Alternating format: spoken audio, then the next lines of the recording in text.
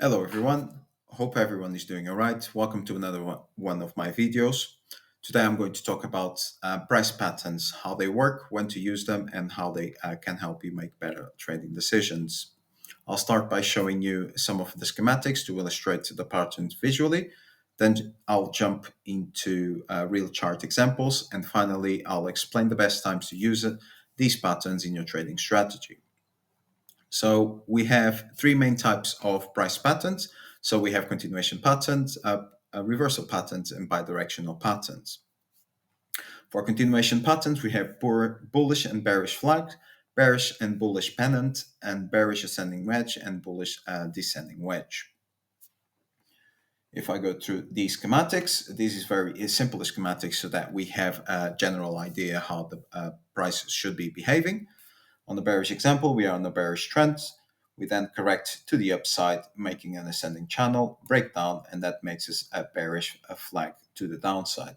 Where on the bullish side, we are on the uptrend, correct to the downside, making a descending basically channel, and then breaking out to the upside, making a bullish flag. We then have a bearish pendant, which is similar to a symmetrical triangle. In this case, we are on the bearish trend, then compress and correct to the sides, and then break down, making it a bearish pendant.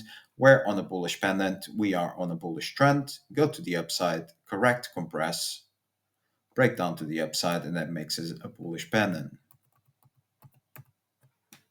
On the bearish ascending wedge, we are on the bearish trend, move correct and compress to the upside, and then break it down, and then go to the downside, make it a bearish ascending wedge, where the reversal is the same. We are on a bullish trend, correct and compress to the downside, break down to the upside, and then continue. Now, if we go to the reversal patterns, let me just adjust this so that we can all see nice and clear. So reversal patterns is basically when the price reverses. So what happens in this case is that we are on a bullish trend, go to the upside, hit some sort of resistance at this point of interest, create a double top, and then go to the downside. Where on the double bottom, we are on a bearish trend, reach some sort of support, hit it twice, give and take the same side, same place, then continue to the upside. Then we have ascending channel, to which we are on the bullish trend, go to the upside, break down to the downside, and then that's an ascending channel, break it down to the downside and makes it a reversal pattern.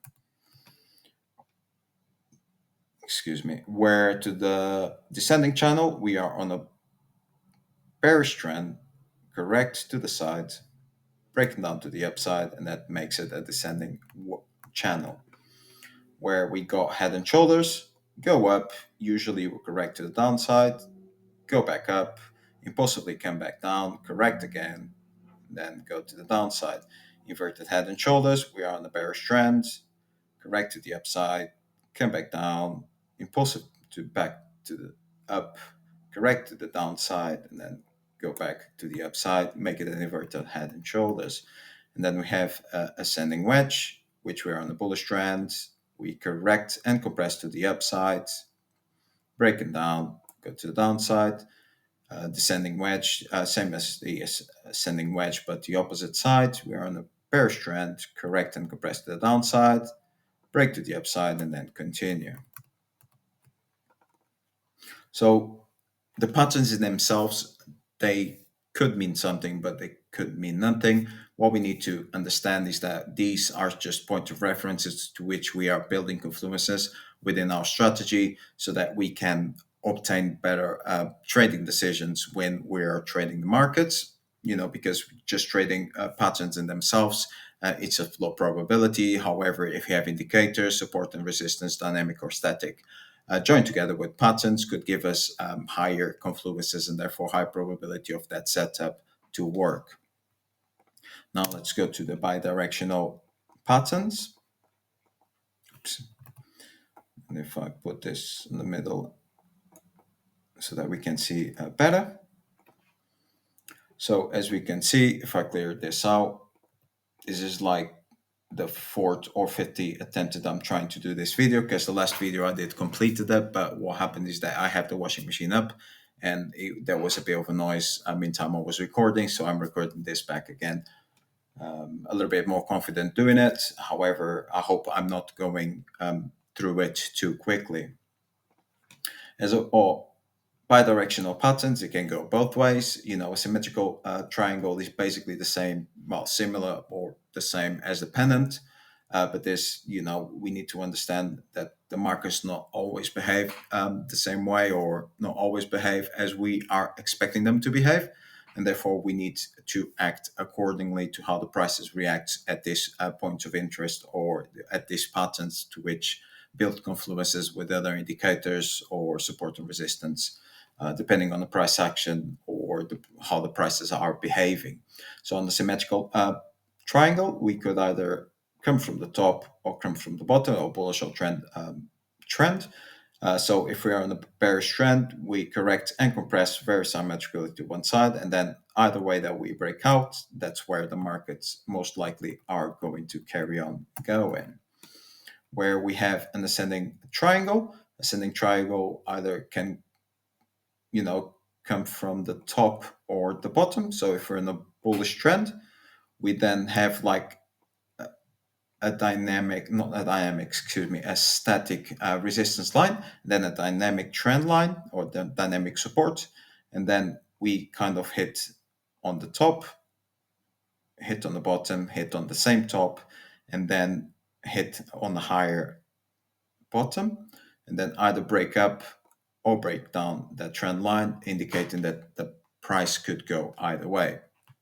What you will see what you will see on the markets is that many times the price breaks to one side to want to carry on to the other side. What we need to do, as I've said before, is that we need to build confluences all together so that we have high probability setups. As for the descending channel, we have a static support line. Then we have a dynamic resistance. So if we are on a bearish trend, we hit the support, we hit the resistance, support, resistance, and then now it's either break down or break up. And then that's where we make our trades.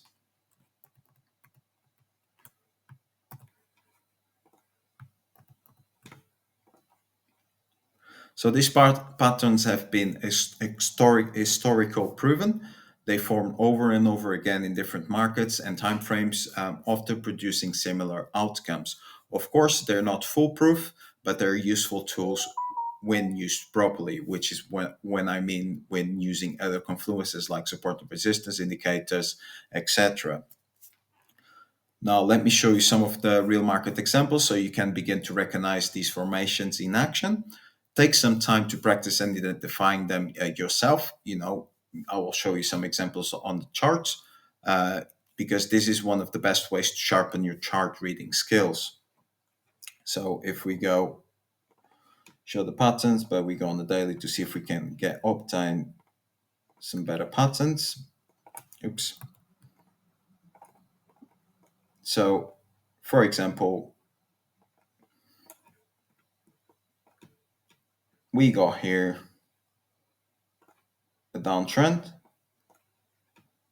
and then a formation of a symmetrical pattern or symmetrical triangle, excuse me. And then we got a break to the upside, to which indicates that the price most likely will go to the upside.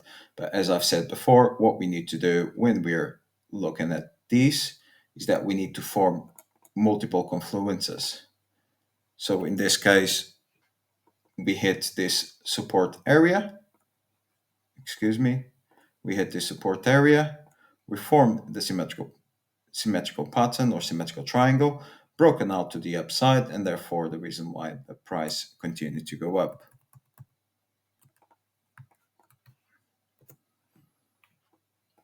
We can go on this side. We don't have any other confluences here. However, the price is overextended from the 10 EMA. We form a double top and then go to the downside. It's another example which is a little bit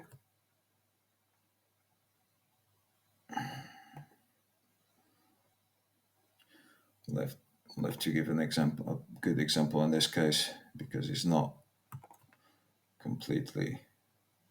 So as we can see here, we kind of have ascending channel. Hit here, hit here. As I've said before, the markets are not perfect, and therefore they will not always give you the correct signals, and therefore the reason why we need to build confluences.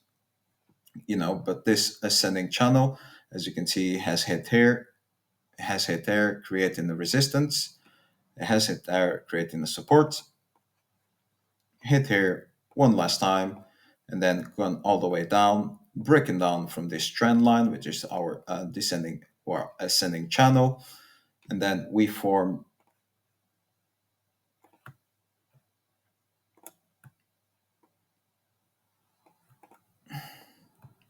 did form a symmetrical triangle. We did form a symmetrical triangle here, or mostly descending wedge.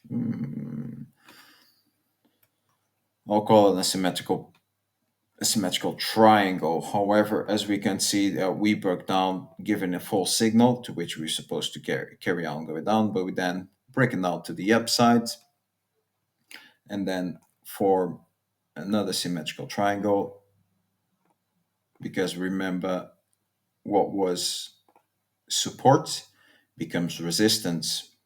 So the price hit a couple of times here, even forming a kind of a double top, formed a symmetrical triangle, broken down to the downside, and therefore the reason why we went to the downside. The thing with live markets is that they're not always clear, as you could see over here, because if we did follow this trend line over here, we did break down over there. But what happens here is that the price went up and then went down, reacting from the 20 EMA, forming a kind of descending channel, broken down to the upside,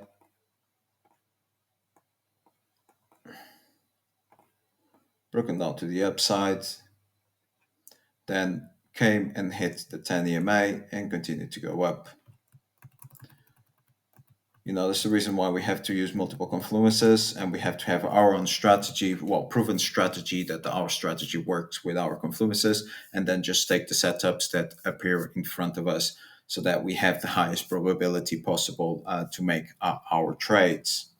Let me see if I can see anything else around here.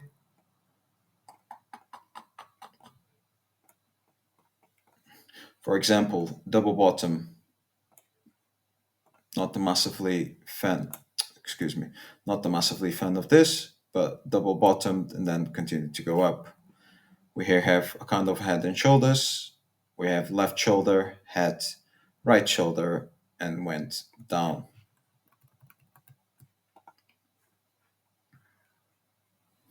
So with that said, the best times to use these patterns is when you combine them with other confluences like support and resistance zones, as I've said before, trend lines, indicators, or volume. This increases your probability of success and helps you avoid false breakouts. Even though we've just seen many false breakouts, but as I said before, we need to make our analysis. We need to make sure that we have a set of rules so that we follow, and it has been back tested and proved that it works on the markets, and then that's when we start trading on the markets. I hope you found this helpful and you have obtained good insights. Give it a like and subscribe for more breakdowns like this. Let me know if you have any comments on which pattern you use more often or struggle with, because I'll be happy to cover a little bit more in details. Thank you very much for watching another one of my videos. Thank you. See you next time.